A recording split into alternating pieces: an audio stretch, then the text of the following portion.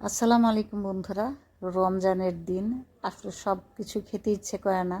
দেখা যায় যে মাছ টাছ রান্না করলে একেবারে মুখে রুচছে না, তাই কি খাবো কি খাবো এরকম চলছি। মাংস তো খাওয়া হচ্ছে, এবার চিন্তা করলাম খাসির ভুঁড়ি নিয়ে আসি। কিন্তু খাসির ভুঁড়ি পরিষ্কার করতে যে কি কষ্ট, এটা যে পরিষ্কার করে সেই জানে।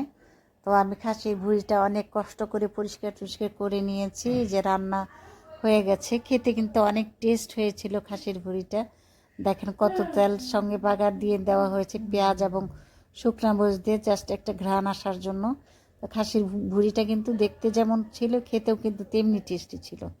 তো আপনারা কি খাসির ভুঁড়ি পছন্দ করেন কিনা? যদিও আমি গরুর ভুঁড়ি বেশিরভাগ সময় খাই, গরুর ভুঁড়ির চেয়ে খাসির ভুঁড়ি নেওয়া কিন্তু মনে হয় বেশি কষ্টের হয়ে যায়।